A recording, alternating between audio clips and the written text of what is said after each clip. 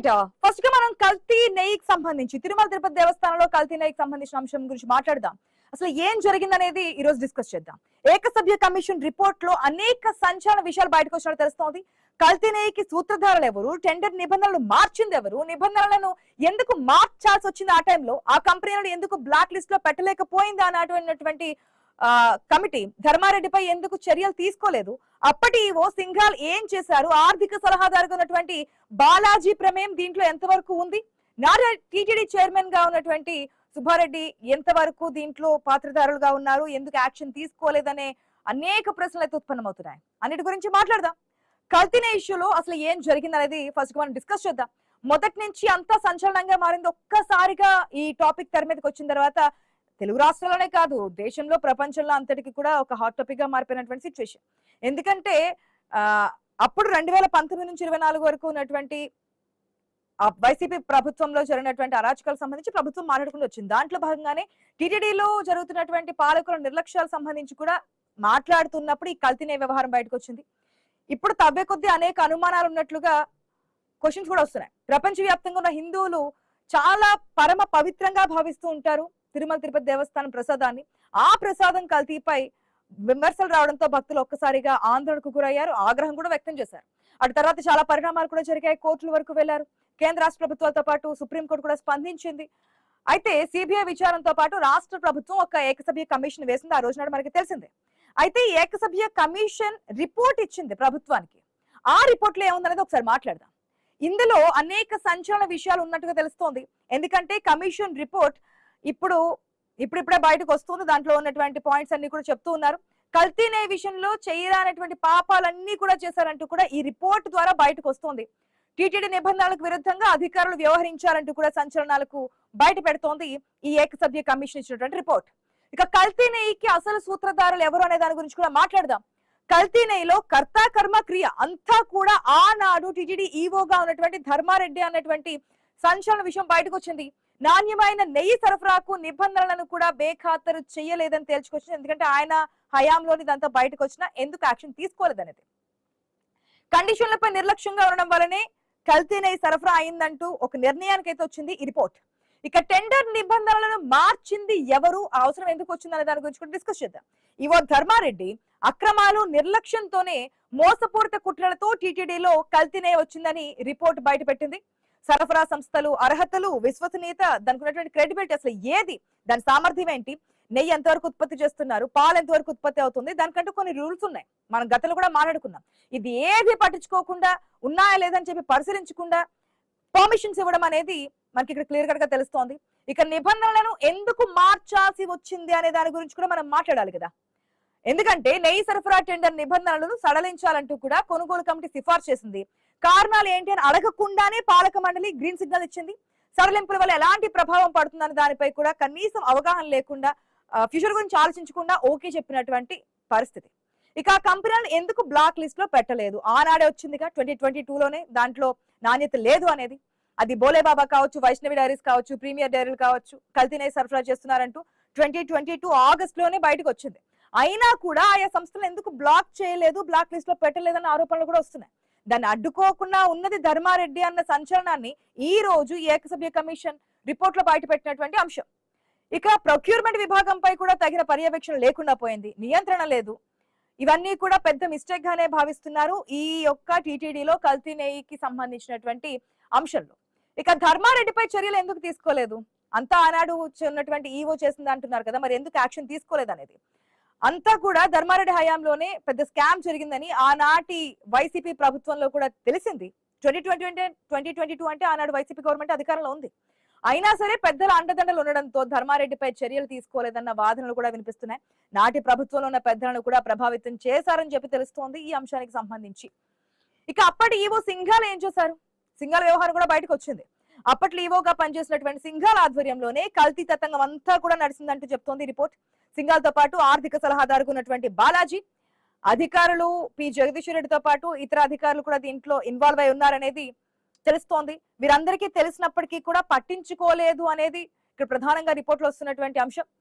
ఇక టెండర్ నిబంధనల సడలింపుతో తలెత్తేటువంటి ప్రతికూల ప్రభావాలను కూడా అంచనా వెయ్యలేక, ఒకవేళ బయటకు వస్తే ఏ విధంగా ఉంటుందో ముందుగానే తెలుసుకోలేకపోయారంటూ విమర్శలు కూడా వస్తున్నాయి. ఇక నిబంధనల సడలింపు ప్రతిపాదనలు ఆమోదించేటప్పుడు తగిన జాగ్రత్తలు తీసుకోలేదన్న తప్పిదాలను కూడా తెర మీద తెచ్చింది ఈ ఏకసభ్య కమిషన్. ఇక ఆర్థిక సలహాదారు బాలాజీ ప్రమేయం ఉందా? ఎందుకంటే ఉండకుండా ఎందుకుంటుంది, ఆయన కదా ఆర్థిక లావాదేవీలని చూసుకునేది. సో సరుకు డబ్బులు రిలీజ్ సమయంలో బాలాజీ ఎలాంటి తనిఖీలు చేయలేదంటూ ఈ రిపోర్ట్ తేల్చి చెప్పింది. నిబంధనలను ఎత్తివేత వల్ల ఎలాంటి పరిణామాలు తలెత్తాయో అంచనా కూడా వేయలేకపోయారనే విమర్శలు కూడా వస్తున్నాయి. మనకి మెయిన్ గా ఒక టెస్ట్ వచ్చింది ఎప్పుడైతే ఈ రిపోర్ట్ లో మనకి అవకతవకలు జరిగాని వచ్చిందో 2022 ఐ థింక్. బిటా సిటోస్టెరాల్ పరీక్ష తప్పనిసరి అని చెప్పినప్పటికీ కూడా వీళ్ళు 1 year పాటు నిర్లక్ష్యం వహించారు ఆ టెస్ట్ చేసే విధానంలో.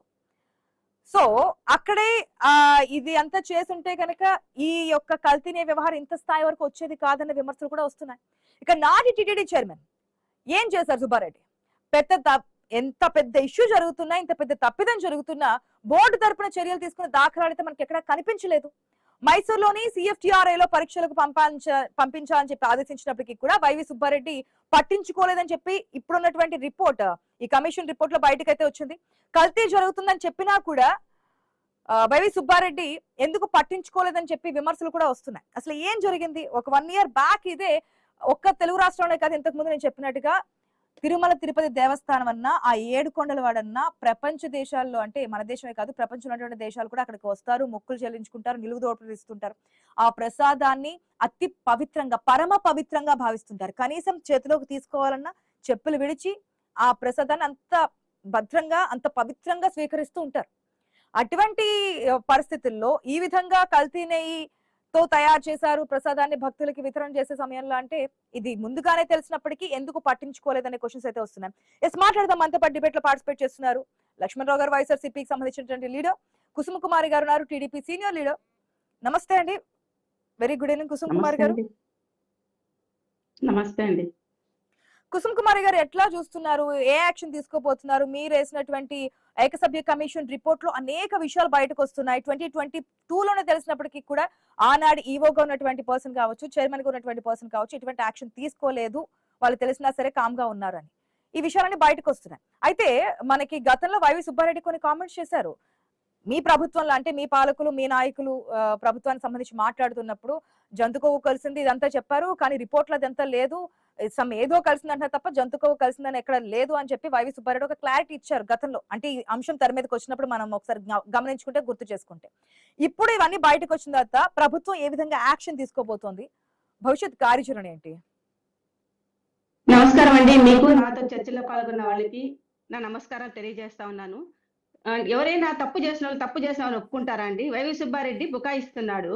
ఆయన చైర్మన్ గా ఉన్నప్పుడు చేయరాని తప్పులన్నీ తిరుమల కొండపైన జరిగినాయని చెప్పి ఈ రోజు లడ్డు ప్రసాదంలో కల్తీ నెయ్యి కలిపినారనేది ఒక ఇష్యూ బయటకు వచ్చింది. కానీ ఇంకా ఇలాంటివి ఎన్ని బయటకు వస్తాయో కూడా మనం చూడాలి, వినాల్సినటువంటి పరిస్థితి వస్తా ఉందండి.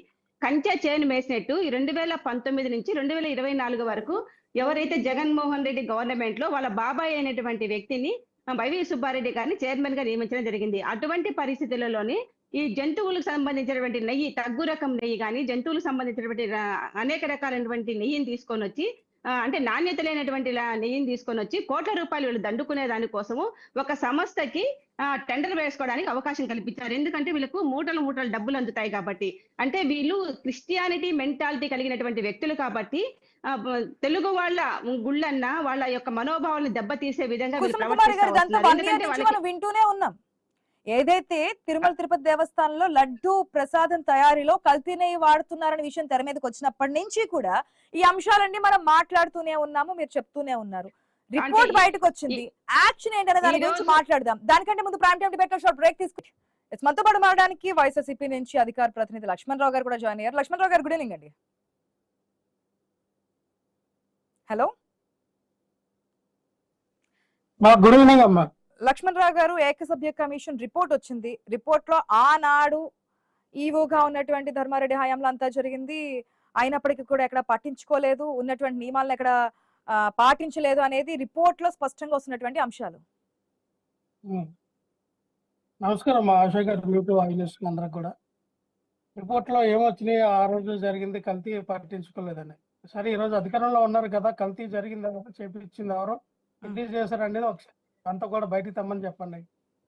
వాళ్ళు చంద్రబాబు నాయుడు గారు ఆయన మళ్ళీ ఏదైతే టీటీడీకి కొత్తగా నెయ్యి కాంట్రాక్టర్లు అందరిని కూడా పిలిపించి తన ఆ నెయ్యిని ఏదైతే మరి హెరిటేజ్ నుంచి హిందూపూర్ మార్గం ద్వారాగా ఎక్కువ రేటుకి అమ్మాలని ఒక ఆలోచనతో దుర్మార్గమైనటువంటి ఆలోచన చర్యతో తీసుకొచ్చినటువంటి ఈ యొక్క ఆరోపణలు క్రిస్టల్ క్లియర్ గా అర్థమైంది. ఆంధ్రప్రదేశ్ రాష్ట్ర ప్రజలకి, దేశవ్యాప్తంగా ప్రపంచవ్యాప్తంగా ఉన్నటువంటి తెలుగు ప్రజలకి, టీటీడీ తిరుమల తిరుపతి దేవస్థానంలో ఉన్నటువంటి వెంకటేశ్వర స్వామిని ఈ విధంగా అయితే మరి కలియుగ దైవంగా పూజిస్తారో ఆ భక్తులందరూ కూడా అర్థమైంది. ఇదంతా కూడా లక్ష్మణరావు గారు ఒక క్లారిటీతో మాట్లాడదాం. ఏమని అర్థమైంది భక్తులకి? చంద్రబాబు నాయుడు గారు ఆడిన డ్రామా, చంద్రబాబు నాయుడు గారు చేసినటువంటి కల్తీ జరిగిందనా జరగలేదనా ఏం అర్థమైంది భక్తులకి? కల్తీ జరగలేదు, ఆరోపణలు మాత్రమే. చంద్రబాబు నాయుడు గారు ఒక డ్రామా ప్లే చేశారు, ఎటువంటి కల్తీ అక్కడ జరగలేదు అని ప్రజలందరికీ అర్థమైంది. ఇది అటు తిరిగి ఇటు తిరిగి కల్తీ అంటే అర్థం ఏంటి? కల్తీ అంటే అర్థం ఏంటి? కల్తీ అంటే అర్థం ఏంటని మీరు చెప్పాలి. మీ టీవీ ఛానల్ ఒక జర్నలిస్ట్ గా మీరు ఉన్నారు కాబట్టి మీరు చెప్తే మేము ఆలోచిస్తాం. మేము చెప్పేది ఎందుకు? వైవి సుబ్బారెడ్డి చెప్పింది అర్థం కాలేదంటారా? వైవి సుబ్బారెడ్డి గారు కల్తీ జరిగిందని అక్కడ చెప్పలేదే. జంతు కొవ్వులు కలవలేదు కానీ మిగిలినది ఏదో కలిసిందని రిపోర్ట్ నేను వినిపించమంటారా? మేమే డిప్రమేషన్ కేసు వేస్తారు మీ మీద, మీ ఛానల్ మీద. చెప్పండి. ఆయన ఎక్కడ కూడా కల్తీ జరిగిందని ఎక్కడ కూడా చెప్పలేదు. చెప్పలేని వ్యక్తి జంతువుల నెయ్యి కలవలేదు, కల్తీ నెయ్యి అయితే కలిసిందని చెప్పి ఒప్పుకోవడం జరిగిందండి. ఒకసారి వినిపించండి మీరు. అతనికి నేను చెప్పారా? మీ చంద్రబాబు నాయుడు చెప్పారా? మీ నాన్న చెప్పారా? మీ సనాతన సన్నాసి చెప్పారా? హెరిటేజ్ నెయ్యి వాడదని చెప్పి మీరు మాట్లాడుతున్నారు కదండి. మీ సనాతన సన్నాసి చెప్పారా? చెప్పారా? మీ సనాతన సన్నాసి చెప్పాడా, లేకపోతే మీ నారా లోకేష్ చెప్పాడా, లేకపోతే మీ చంద్రబాబు నాయుడు చెప్పేదో లేదంటే నేను వ్యక్తిగతంగా చెప్పేదో కాదు లక్ష్మారెడ్డి గారు. లక్ష్మణరావు గారు సారీ, సిట్ రిపోర్ట్ ప్రకారం ఆ నోడు బయటకు వచ్చినప్పుడు, ఆ రోజు మన డిబేట్ లో మనం మాట్లాడుకున్నప్పుడు జరిగినటువంటి వాదనలు ఇవి. ఒకసారి చెక్ చేసుకోండి, మాట్లాడండి. మళ్ళీ చెప్తున్నా ఆశయ్ గారు, మేము కానీ మా పార్టీలో ఉన్న వ్యక్తులు కానీ, భూమన కరుణాకర్ గారు కానీ, లేదంటే వైవి సుబ్బారెడ్డి గారు కానీ, లేదా ఆ రోజున పనిచేసినటువంటి ఈవోగా ఉన్నటువంటి వ్యక్తులు ఎవరైనా సరే అక్కడ కల్తీ జరిగిన విషయం, కల్తీ జరిగింది మేము ఒప్పుకున్నానని ఎవరు మాట్లాడలేదు. జరగని కల్తీ జరిగిందని మాట్లాడుతుంది కూటమి ప్రభుత్వం. దాని వెనకతలో ఉన్నటువంటి ఈ చీకటి కోణం ఉంది. ఇది హెరిటేజ్ లో ఉన్నటువంటి ఏదైతే నేను నమ్ముకోవాలన్నా ఒక మీరు హెరిటేజ్ పైన ఎందుకు పడతారండి? ఈ రోజు హెరిటేజ్ విషయంలో ఎక్కడైనా సరే కల్తీ జరిగిందని కానీ, హెరిటేజ్ పాలలో కానీ, నెయ్యిలో కానీ, పెరుగులో కానీ ఎక్కడ మీరు విన్నారా? ఎవరైనా బయటకు వచ్చారని మీరు కంప్లైంట్ చేశారా? మీరు 5 సంవత్సరాలు మీరు అధికారంలో ఉన్నారు కదండి. మీరు 5 సంవత్సరాలు మీరు అధికారం 2019 నుంచి 24 వరకు మీరు అధికారంలో ఉన్నారు కదా. అప్పుడు ఎవరైనా వచ్చి హెరిటేజ్ పాలు కల్తీ పాలు, హెరిటేజ్ నెయ్యి కల్తీ నెయ్యి ఎవరైనా చెప్పారా? ఈ రోజు మీరు లడ్డు ప్రసాదాన్ని కలిసినటువంటి నెయ్యి కల్తీ నెయ్యి ఆయన రూపంలో ఆయన వేస్తున్నటువంటి ఒక స్కెచ్ అని అర్థమైంది. ఈ రోజు విత్ ప్రూఫ్ తో మాట్లాడే మేము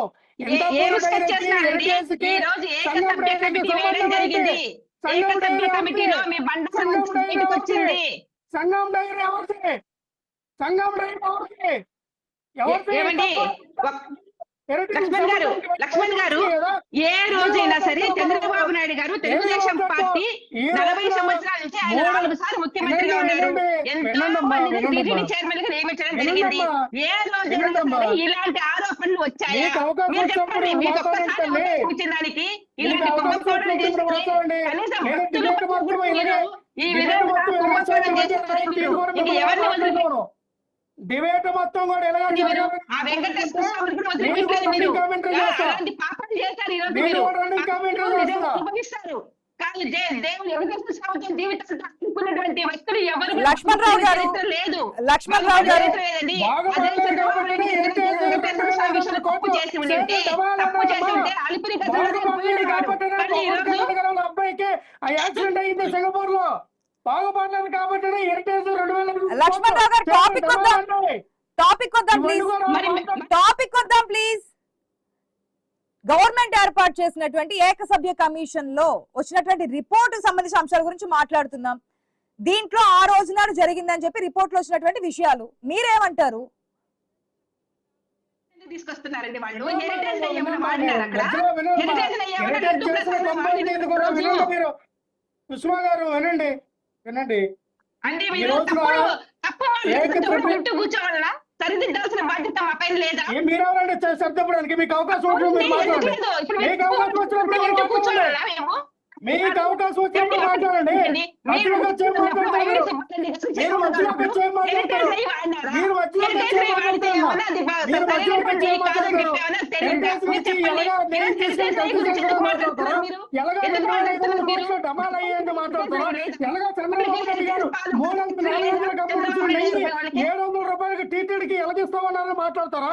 ఎలాగో 300 బహిరంగంగా 400 రూపాయలు నెయ్యి. కమిషన్ రిపోర్ట్ ఇచ్చింది కదా, దీని గురించి మీరే విధంగా ముందుకెళ్తారు అది చెప్పండి. కమిషన్ రిపోర్ట్ ఇచ్చింది, అంతా ఆనాడు ఈవో ధర్మారెడ్డి చేశారు, అంతా ఆయన హయాంలోనే జరిగిందని చెప్తాం రిపోర్ట్ లో. దీని గురించి మీరు ముందుకెట్లా వెళ్తే చెప్పండి. ఒక్క నిమిషం కుసుమ్ కుమారి గారు ప్లీజ్. మీరు వ్యక్తిగతంగా ఏదో తీసుకొచ్చేది మాట్లాడాలంటే కాదండి ప్లీజ్. మనం ఒక టాపిక్ డిస్కస్ చేస్తుంటే ఆ టాపిక్ కి మాట్లాడదాం. మళ్ళీ మీకు సమయం ఇస్తారు కుసుమ్ కుమార్ గారు. ఒక్క నిమిషం. లక్ష్మణ్ రావు గారు, రిపోర్ట్ లో ఏదైతే కమిషన్ ఏర్పాటు చేసిన రిపోర్ట్ లో ఇవన్నీ బయటకు వచ్చాయనేది నేను ఇంతకుముందు అయితే చెప్పాను, అవన్నీ కూడా బయట పెడుతూ ఉన్నారు. దీనికి సంబంధించి మీరు ఏ విధంగా ముందుకెళ్ళబోతున్నారు? అంత కూడా ఒక కట్టుకథ అల్లారు. ఈ కట్టుకథ అల్లి యావత్ తిరుమల తిరుపతి దేవస్థానం ఉన్నటువంటి ఒక ప్రతిష్టను దిగజార్చారు. ఆ లడ్డూకున్న పవిత్రతని దిగజార్చారు. దేవుడిని అడ్డం పెట్టి రాజకీయం చేయాలని ఆలోచన చేశారు. ఇవన్నీ కూడా దేవుడు ఏ రూపంలో చూపించాలో ఆ రూపంలో చూపించారు. కాబట్టినే చంద్రబాబు నాయుడు గారికి అర్థమయ్యి అయ్యో నా హెరిటేజ్ షేర్లు 2,500 కోట్లు తగ్గిపోయి అని చెప్పి ఆయన భయపడి ఇటువంటిది మళ్ళీ మేము మన అసెంబ్లీ సాక్షిగా మాట్లాడారు. ఈ విషయం మేము ఎప్పుడు తలెత్తమని చెప్పి చాలా ప్రెస్ మీట్ లో మాట్లాడారు చంద్రబాబు నాయుడు గారు. ఎందుకని? కలియుగ దైవంతో ఎవరైనా రాజకీయం చేస్తున్నటువంటి పరిణామాలు ఏర్పడతాయి. తప్పకుండా కళ్యాణ్ గారు ఎప్పుడైతే దుర్గమ్మ టెంపుల్ లో ఆ గుడి మెట్లు కడిగారో ఏమైందమ్మా? సింగపూర్ లో ఆ అబ్బాయి చదువుతున్నటువంటి స్కూల్ తగలబడిపోయింది. చిన్న పిల్లల మీద కూడా రాజకీయం చేస్తారు లక్ష్మణ్ గారు. చిన్న పిల్లల మీద రాజకీయం చేస్తారండి. మీ బుద్ధి పోగొట్టుకోనివరా? మీరు బుద్ధి ఇప్పుడు మనం ఏం మాట్లాడుతున్నాము? తిరుమల లడ్డు విషయంలో మాట్లాడుతున్నాము, కంటిన్యూ విషయం మాట్లాడుతున్నాము. సింగపూర్ లో పవన్ కళ్యాణ్ కొడుకు ఏమైంది? ఇవన్నీ అవసరమా? హిందూ సంఘాలు కూడా అదే చెప్తున్నాయి. ఆ కలియుగ దేవుడి మీద దైవదేవుడి మీద రాజకీయాలు చేస్తే గనక ఏ విధంగా ఉంటాయి పరిస్థితులు అనేది ప్రతి ఒక్కరు అదే చెప్తున్నారు. హిందూ సంఘాలు కూడా ఆగ్రహం వ్యక్తం చేస్తున్నాయి. దీంట్లో నిజాలేదో బయటికి రావాలనేది. కుసుమ్ కుమారి గారు, ఓకే, మీరు వేసినటువంటి కమిషన్ లో రిపోర్ట్ బయటకు వచ్చింది, వాట్ నెక్స్ట్? ఏమండి, ఖచ్చితంగా ఆ కమిషన్ లో ఏమేమి కుంభకోణాలు బయటపడ్డాయి అవన్నీ కూడా ప్రజల ముందు పెట్టాము. కఠినమైనటువంటి శిక్షలు ఉంటాయి. ఖచ్చితంగా దానికి సూత్రధారులు ఎవరు, పాత్రధారులు ఎవరు, అప్పుడున్నటువంటి పాలకులు, అధికారులు అందరికీ కూడా కఠినమైనటువంటి శిక్షలు కూటమి ప్రభుత్వం వేస్తుంది. ఇంకొకసారి ఇలాంటి తప్పులు చేయకుండా తగు జాగ్రత్తలు తీసుకునే విధంగా ప్రయత్నంలో ఈ రోజు కూటమి ప్రభుత్వం ఉంది. ఈ రోజు లక్ష్మణ్ గారు మాట్లాడుతా ఉన్నారు. ఆ రోజు లడ్డు విషయంలో మాట్లాడిన దానివల్ల పవన్ కళ్యాణ్ కొడుకు ఆ రోజు సింగపూర్ లో ఏమైంది అనేసి అసలు చిన్న పిల్లల పైన రాజకీయం చేయాల్సినటువంటి అవసరం లేదు. ఇప్పుడు లడ్డు విషయంలో మనం మాట్లాడుతా ఉన్నాం. ఒక విషయం చెప్పేది లక్ష్మణ్ గారు లక్ష్మణ్ గారు ఈ రోజు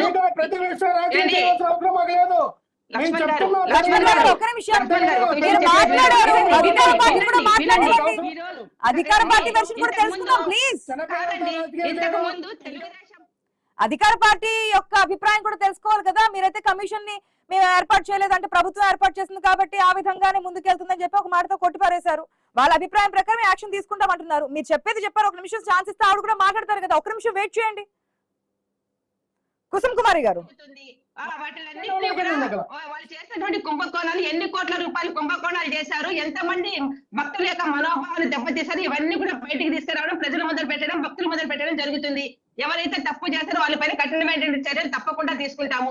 గతంలో చంద్రబాబు నాయుడు గారు అధికార ముఖ్యమంత్రిగా ఉన్నప్పుడు ఎంతో మందిని టీటీడీ చైర్మన్ గా చేయడం జరిగింది. వాళ్ళపైన ఎలాంటి ఆరోపణలు వచ్చాయా? ఉదాహరణకు సుధాకర్ యాదవ్ గారు టీటీడీ చైర్మన్ గా ఉన్నాడు, బోర్డు మెంబర్ గా 2 సంవత్సరాలు చైర్మన్ గా ఉన్నారు. అలాంటి వాళ్ళపైన ఎలాంటి ఎలాంటి ఆరోపణలు రాలేదే. మీరు అధికారంలో ఉన్నప్పుడు ఒక చిన్న అబద్ధం కూడా మీరు చూపించలేకపోయినారు, ఒక ఆరోపణకి చేయలేకపోయినారు. ఎందుకు? నీతి నిజాయితీగా ఉన్నటువంటి వాళ్ళు టీటీడీ చైర్మన్ గా నియమించడం జరిగింది కాబట్టి ఆ రోజుల్లో మీరు ఏమీ మాట్లాడలేకపోయారు. మీ గవర్నమెంట్ తవ్విన కొద్దీ ఈ రోజు ఎన్నో ఆరోపణలు బయటకు వస్తా ఉన్నాయి. ఆ ఆరోపణలు అని చెప్పి నిజం అని చెప్పి ఈ రోజు తేలడం జరిగింది. కాబట్టి ఈ రోజు నోట్లు మీకు కుసుమ కుమారి గారు, భక్తుల మనోభావాలు దెబ్బతిన్నాయని చెప్పి మీరు మాట్లాడుతున్నారు, మాట్లాడారు. యాక్షన్ తీసుకోవడంలో ఏమైనా తారతమ్యం ఉంటుందా? తాత్సారం చేయబోతుందా ప్రభుత్వం? లక్ష్మణ్ గారు చెప్పండి మరి మీరు కుసుమ కుమారి గారు, హెరిటేజ్ గురించి ఎందుకు మాట్లాడతారు?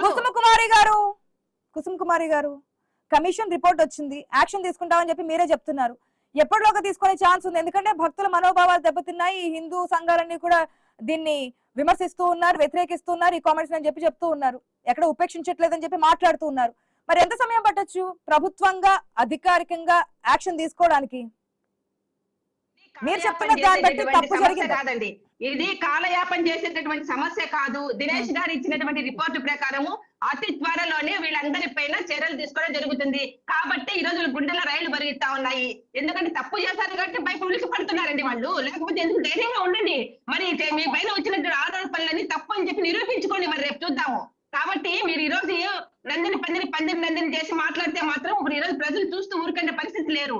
ఒక్కసారి అవకాశం ఇచ్చిన దానికి రాష్ట్రాన్ని చిన్న భిన్నం, గుళ్ళను కూడా వదిలిపెట్టకుండా చిన్న భిన్నం చేస్తారు కదా లక్ష్మణ్ గారు. మళ్ళీ మీరు మాట్లాడుతున్నారే. లక్ష్మణ్ గారు, final comments please. Pawan Kalyan అంటారు ఏకసభ్య కమిషన్ ఇచ్చినటువంటి రిపోర్ట్ ప్రకారం మేమైతే యాక్షన్ తీసుకుంటాము, దీనికి ఎక్కువ కాలం కూడా తీసుకునేటువంటి విషయం కాదు, అంశం కాదు, కాబట్టి మేము త్వరితగతిన దీని మీద యాక్షన్ అయితే ముందుకెళ్తామంటున్నారు.